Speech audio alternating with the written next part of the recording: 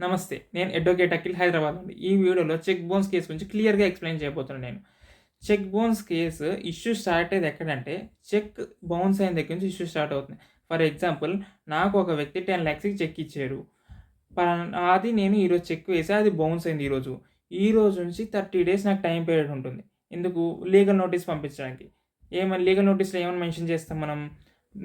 మీరు నాకు 10,00,000కి చెక్ ఇచ్చారు. పలానా బ్యాంక్‌ది 10,00,000కి నాకు చెక్ ఇచ్చారు. అది నేను ఈరోజు ఈ పలానా డేట్‌న నేను బ్యాంక్‌లో వేశా. అది బౌన్స్ అయింది. సో, దీని మీద మీరు ఎటువంటి యాక్షన్ తీసుకోకపోతే మేము మీ మీద లీగల్‌గా యాక్షన్ తీసుకుంటామని చెప్పేసి లీగల్ నోటీస్‌లో మనం మెన్షన్ చేస్తాం. సో, లీగల్ నోటీస్ అందుకని 30 డేస్ లోపు లీగల్ నోటీస్ సర్వ్ చేయాలి. లీగల్ నోటీస్ సర్వ్ అయిన దగ్గర నుంచి మళ్ళీ 15 డేస్ టైమ్ పీరియడ్ ఇవ్వాలి. ఎందుకంటే మనం ఆల్రెడీ మెన్షన్ చేసాం లీగల్ నోటీస్‌లో. ఏమని? మీరు ఎటువంటి యాక్షన్ తీసుకోకపోతే మేము మీ మీద లీగల్ యాక్షన్ తీసుకుంటామని మెన్షన్ చేసాం. ఏమైనా యాక్షన్ అంటే ఏముంది? 10,00,000 మన చెక్ అన్నాం. 10,00,000 ఐదర్ పే చేయాలి, లేదు రిప్లై నోటీస్ ఇవ్వాలి. రిప్లై నోటీస్ ఏమనంటారు? వాళ్ళు ఒకవేళ పే చేయాలనుకుంటే మాకు కొంత టైమ్ పీరియడ్ ఇవ్వండి, మేము పే చేస్తాం అన్నట్టు రిప్లై నోటీస్ అయినా ఇవ్వాలి. లేదు అమౌంట్ పే చేసుకొని అమౌంట్ అయినా పే చేసేసుకోవాలి. లేదు ఈ 2 రిప్లై నోటీస్ ఇటువంటి వాళ్ళ దగ్గర నుంచి యాక్షన్ లేదు. నెక్స్ట్ కోర్ట్‌లో కేస్ ఫైల్ చేయాలి. ఎప్పుడు? 15 డేస్ మనం టైమ్ పీరియడ్ ఇస్తామని చెప్పాను కదా! 15 డేస్ అయిపోయిన తర్వాత 16థ్ డే నుంచి మనం కోర్ట్‌లో కేస్ ఫైల్ చేసే రైట్ వస్తుంది. అంటే under section 138 of NI act which is negotiable instrument act 1881 ప్రకారం మనం చెక్ బౌన్స్ కేస్ కోర్ట్‌లో ఫైల్ చేయొచ్చు. కోర్ట్‌లో కేస్ ఫైల్ చేసేప్పుడు మనం సబ్మిట్ చేయాల్సినవి ఏంటంటే చెక్ ఏదైతే బౌన్స్ అయిన చెక్ ఉంది కదా! ఆ చెక్ కోర్ట్‌లో సబ్మిట్ చేయాలి. ఏస్తోనే మనం cheque bounce case.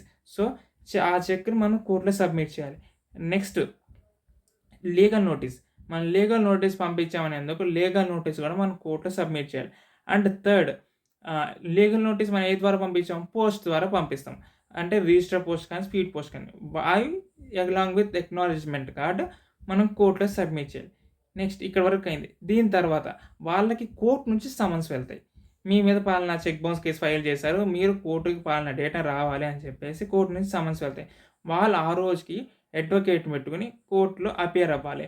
Next appear అయిన తర్వాత మన ఎవిడెన్స్ ఉంటుంది. వాళ్ళ ఎవిడెన్స్ ఉంటుంది. వాళ్ళ ఎవిడెన్స్ నార్మల్‌గా అక్యూజ్డ్ ఎవిడెన్స్ ఏముండదు. దీంట్లో ఇది క్రిమినల్ కేస్ కిందలాగా కంప్లైనెంట్ అంటారు. అక్యూజ్డ్ అంటారు. ఎవరైతే ఫైల్ చేసారో వాళ్ళని కంప్లైనెంట్ అంటారు. అదర్ సైడ్ వాళ్ళని అక్యూజ్డ్ అంటారు. సో, ఈ అక్యూజ్డ్ ఎవిడెన్స్ ఏముండదు చెక్ బౌన్స్ కేసెస్‌లో నార్మల్‌గా. And next cross examination first chief examination, cross examination ఇవి జరుగుతాయి. దీని తర్వాత ఫైనల్‌గా జడ్జిమెంట్. దీనికి పనిష్మెంట్ 2 ఇయర్స్ ఉంటుంది. ఆర్ లేదంటే ఈ అమౌంట్ మనం చెప్పిన ఎగ్జాంపుల్ అమౌంట్ 10,00,000 ఉంది కదా! ఆ 10,00,000ని డబల్ చేసి 20,00,000 పే చేయమంటారు. కొన్నిసార్లు 2 అంటే 2 ఇయర్స్ ఇంప్రిజన్‌మెంట్ ప్లస్ 20,00,000 పే చేయమంటారు. రెండిట్లోని ఏదన్నా అవుతుంది. 2 పే చేయమంటారు. ఇది depends on the discretion powers of the honourable court decide చేస్తారు. Thank you. ఈ వీడియో మీకు నచ్చినట్టయితే లైక్ చేయండి, షేర్ చేయండి అండ్ సబ్స్క్రైబ్ చేసుకోండి మన ఛానల్. Thank you.